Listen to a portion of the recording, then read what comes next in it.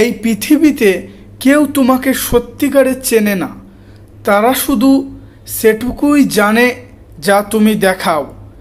আর সবচেয়ে বিপজ্জনক ব্যবহার হলো তারা সেই দুর্বলতাটাই খুঁজে ফেলে যেটা তুমি লুকিয়ে রাখো।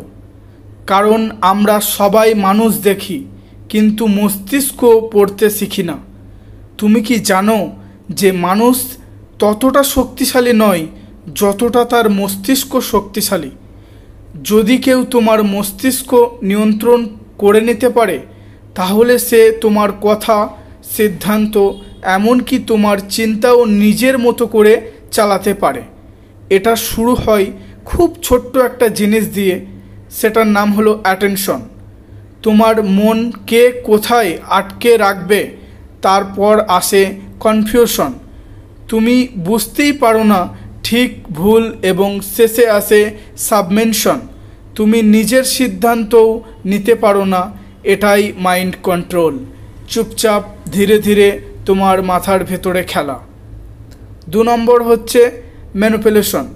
ম্যানিপুলেশন ইজ ম্যানিপুলেটরস কখনো জোর করে না, তারা তোমাকে বাধ্য করে এটা ভাবতে যে সিদ্ধান্তটা তুমি নিয়েছো। তুমি যখন বুঝতে পারো না কাকে বিশ্বাস করবে, নিজেকেই সন্দেহ করো, ঠিক ভুলের হিসাব মেলাতে পারো না, মাথার ভেতরে হাজার প্রশ্ন চলতেই থাকে, যেখানে ম্যানিপুলেশন শুরু হয়। তারা তোমাকে কথা দিয়ে এমনভাবে বাঁধে, তুমি ভুল করলেও আফসোস, ফিরে আসলেও অপরাধ বোধ।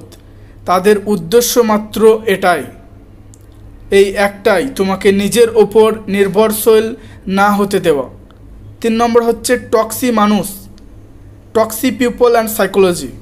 টক্সি মানুষ কখনো প্রথমে টক্সিক না, তারা প্রথমে সুইট, কেয়ারিং, পারফেক্ট সব কিছু করে, কারণ তাদের দরকার শুধু তোমার বিশ্বাস, তারপরেই খেলা শুরু। তারা তোমার দূরে সরিয়ে রাখে, তোমার আপনজন থেকে তোমাকে ছোট করে তুচ্ছ করে, তোমার সাফল্য নিয়ে অসুখী নয়, তোমার কষ্টেও মজা পায়। আর শেষে তুমি নিজেকেই দোষ দিতে শুরু করো, ভাবো হয়তো আমিও ভুল। কিন্তু মনে রাখো, যে তোমাকে ভেঙে ফেলে সে কখনোই তোমার মানুষ ছিল না। 4 নম্বর হচ্ছে সাইকোলজিক্যাল পাওয়ার। তুমি যদি নিজের মাথায় নিয়ন্ত্রণ ফেরত নিতে চাও, তাহলে 3টি জিনিস মাথায় রাখো।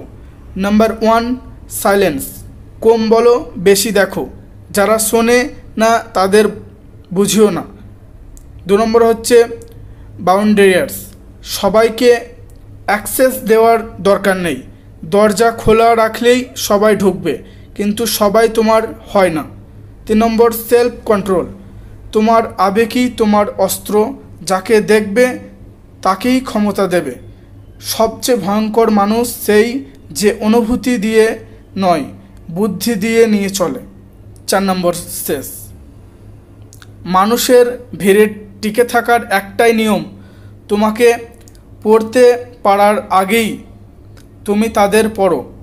এটাই ড্রাগ সাইকোলজি, এটাই বেঁচে থাকার মনুষ্যত্ব। 2 নম্বর পার্ট দেখতে চাইলে নিচে কমেন্ট করুন।